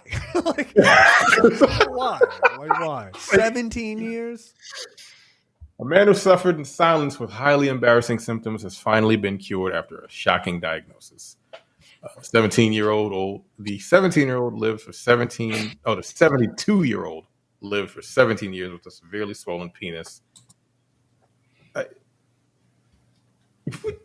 Okay, I guess. That caused the organ to appear partially erect at all times, as well as a swollen scrotum and left leg. Nigga, why didn't you go to the doctor? Okay, the unnamed patient was found to be infected. A medicine man? Like, something. Yeah, something, man. Come on, man. To be infected with hordes of live microscopic worms, which were causing chronic inflammation around his groin. He was living in this place, but had moved from this place. Well, he was living in this place, but had moved from Zimbabwe 20 years earlier, where the infection is more common. Where he lives now, the man was given antiparasitic medication, and within 2 months of finishing the drug, symptoms had completely resolved. Nigeria. Damn it, you took mine. All right, I don't know, nigga. I don't know geography. The Congo. I don't know. Switzerland. He moved to Switzerland from Zimbabwe 20 years earlier. Look at us, a bunch of self-hating racists. Yeah, we really told ourselves there. Disaster. Somewhere else in Africa, I guess. Oh, cool. Thanks. You fucking bigot. The doctor said when the patient came to them, his inflammation level would double the normal range, suggesting severe infection. An antibody test came back positive for Wu-Tang Clan? Like, goddamn. Yeah, Wu-Cherari Bancrofty. Which are microscopic thread-like worms. Infections are caused by mosquito bites, which transfer the larvae into the bloodstream. Maybe he got it in Zimbabwe, because he said he had it for 17 years. Yo, what's wrong with niggas? Go to the white coats, my nigga. Like, come on, man. Go to the white lab coats. Like, you got problems. 17 years. Yeah. Don't they take care of people in those Nordic countries? Right? Yeah, like, that's why my man was like, I need healthcare. That's how bad he needed healthcare. He was like, I'm out. I don't know. I'm going where there's no black people just to get healthcare. For the love of God, help me. Shit's ridiculous. That's insane. Yeah. 17 years is a very long time. That's how long the MCU has been a thing. Imagine watching every MCU movie having an infection in your dick. And you're like, and you're not doing anything about it. It's fine. I would go to the doctors, but Guardians 2 comes out next week. I can't make it. I got priorities. Like, that's fucking crazy.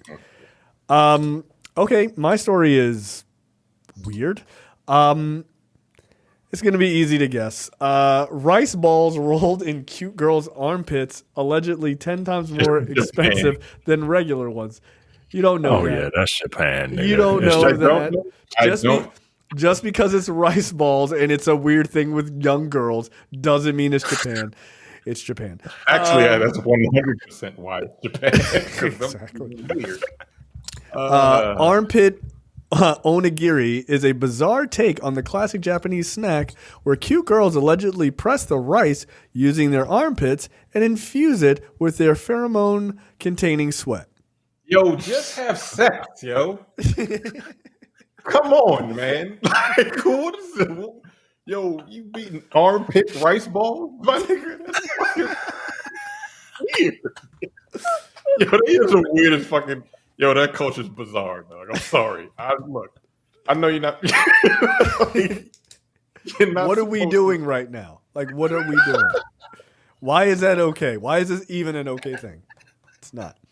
Yo, The origins of the armpit onigiri, aka underarm onigiri, yeah, we got it, are not very clear. Yeah, it was by someone who stank. Some sources claim that it was inspired by a freak, by an iconic scene in a manga, sure, where an old man assists the protagonist by rolling rice balls in his armpit.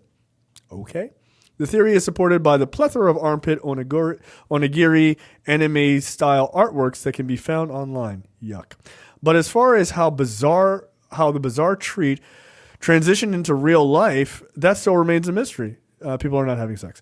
And it was weird enough to know some people are actually trying armpit-rolled rice balls in their own homes. This is not good to know. But apparently there are restaurants that proudly serve armpit onigiri to customers willing to pay 10 times more than the regular price. You're paying 10 times more for the pit stain onigiri. Micah, you're a weeb. Justify this. Nah, I'm not. No. I watch my diet. I don't even eat pit beef anymore. I'm not eating armpit beef. I'm not eating fucking nah, yo, this is gross. This is gross. Hold on a second. I'm sorry. There's two reasons why that's very funny. One, just because of, like the obvious like armpit aspect of it, which is hilarious. Two, why was pit beef a part of your regular diet at any point anyway? That's fucking wild. Because I was 250 pounds. Yeah, like, nigga, that's why. Having a bunch of goddamn Dagwood sandwiches every goddamn week. You can't eat like that. That's insane. Oh, shit. I'm sorry. Continue. Nah. I agree with Terrence. I don't have quite the exasperated tone that Terrence had when he just have sex, yo. Like that's all you gotta do. You just come up with weird ass fucking alternatives to just fucking. Your armpit price is crazy. I understand that, Joe. I can't. It don't make sense, man. And you're just doing it because, like, you have the pheromones from the women in your country. And you know what's really disgusting? I mean, besides putting rice balls in your armpits and selling them to people, obviously not cool. But they've got the Japanese sesame seeds, and so they're coming off under the woman's armpit. Like, so they're like taking pictures, like, oh look, it's got all the black and white seeds all over my armpit. I don't need this. I don't need this. Nah, bro. I can't. Isn't a rice ball enough? When will it be enough? Yeah, I need Japanese people to have sex with each other and stop doing this. This is getting out of hand. This is really getting out of hand. Anything like, are they that repulsed by each other in that country? I got to tell you, if I was a Japanese woman and a guy was like, hey, would you like to go out with me? And if I asked him, like, do you eat armpit rice balls? He was like, absolutely. I'd be like, no, I don't want to go out with you. You're a creep. Stay no thanks. Yeah, no, thank you. I'm good. I'm going to sit in solitude and wait for a non-rice ball pit eater. Like, that's my dream. My dream partner. We really did a number on them. Didn't we? Yeah, I feel like American culture fucked them up, and then World War II obviously fucked them up. Like, yeah, I don't know. America hit the reset button on their culture, and they never ever recovered from that shit. They used to be an honorable people who would fucking, at least according to the TV show Shogun, they would kill themselves in disgrace. Mike is like, no, this story's bullshit. Because on episode 5 of Shogun, I saw how they would have really done it. Yeah.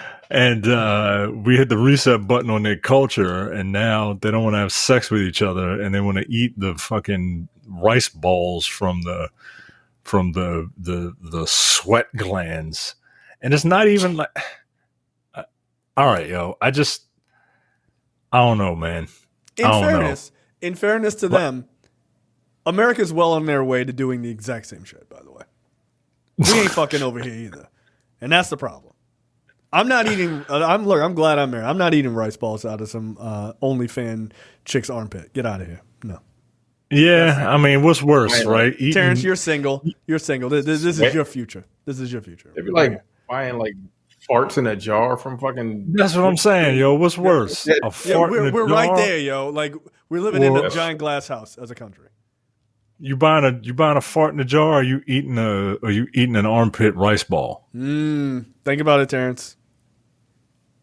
Nigga, no. That's my answer. Nope. You gotta pick one. I got it. No, that's a stupid no. No, I'm not playing this game. I'm a child. I don't want to do either one.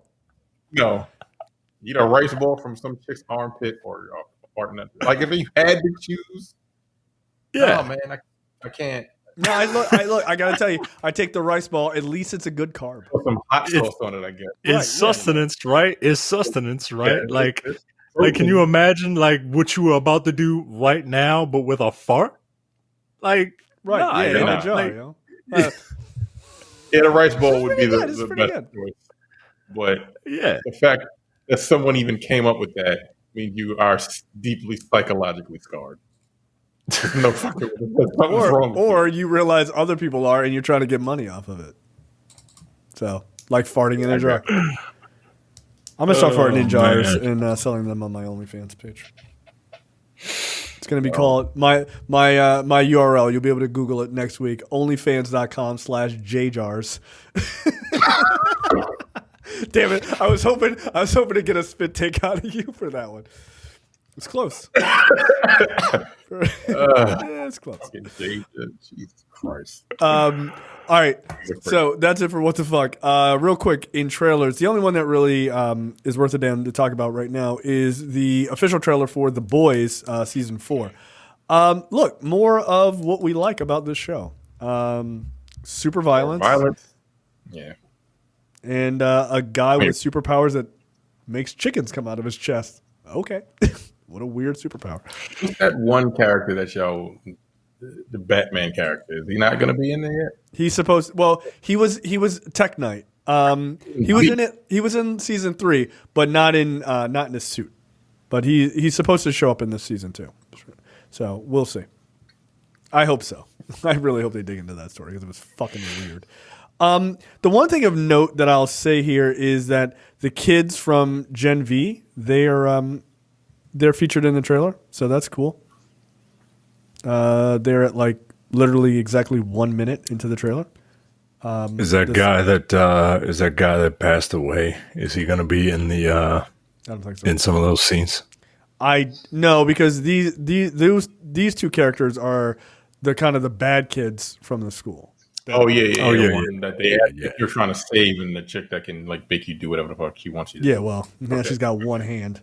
Blew that other one right the fuck off. Now, I did see an article where we didn't put it on the docket, but that the kid who died in the motorcycle accident, who was in the first season, they are not recasting him. So they are not. That character is just going to end that character's arc, that's just really sad because I thought he was a pretty good actor, and just sad in general just because he's so fucking young. This is a tragedy. But yeah, this seems good. They got Jeffrey Dean Morgan in there, who is clearly some sort of anti-soup guy. But there's a couple of new superheroes working, or who are a part of the Seven. So that's kind of cool. So, yeah. Can't wait for everybody on that side to miss the entire fucking point. That's kind of because they look like they're going to get even more overtly political. Yes. In this season. And people are either going to finally realize that, like, wait a minute, they're making fun of us. Or they're going to be like, yeah, Homelander's right. What's the problem, guys? Yeah. And I fear for this country for the latter. Yeah, there's a lot of dummies out there, guys. Like a lot of them. And even more importantly, like it's amazing how people don't get subtext. And I don't think The Boys is that subtle. Doesn't feel subtle to me. No, it's not. But people are, again, these are the same people who thought Stephen Colbert was really conservative. Okay. Well, I know he's joking, but I thought he was on our side. Okay. Get your head examined. So yeah, it looks almost like they're being more violent in this season, at least in the trailer. It's like there's a lot of like the farm animal murdering and everything else. So like that's cool. Have fun. One thing is Black Noir's back, who seemingly died in the last season. So I wonder if they kind of go with the more original comic arc for that character. I won't spoil that for people who don't know, but it'd be interesting to see if maybe they just go a different route with that character. And I honestly could totally see it. What's this black woman doing being a soup, yo? Being one of these evil ass motherfuckers, yo. Oh, she's definitely representing black conservatives. God. Yep, she is. Look, I guarantee you right now, she's the Candace. She's gonna be a Candace Owens step in. I guarantee you. Oh God. I guarantee you she will be. Good, and I hope she gets. You know what? Never mind. I can't wait to watch this. Yeah, it should be interesting. So I don't know, man. I don't. What's the hard date for the show? It's June something. June 13th. It's not that long. We're a month away. Can't wait. That's cool. X-Men ends next week. Dark Matter starts up today, and that puts me right in line for this in June. That's perfect. Yeah, and that's exactly how I like my shows. I don't want to have to watch 17 shows at once. Spread out just right. All right. Any other final thoughts for this week? Nope. All right, guys. That's it for us. We will see you guys next time. See ya. Take it easy.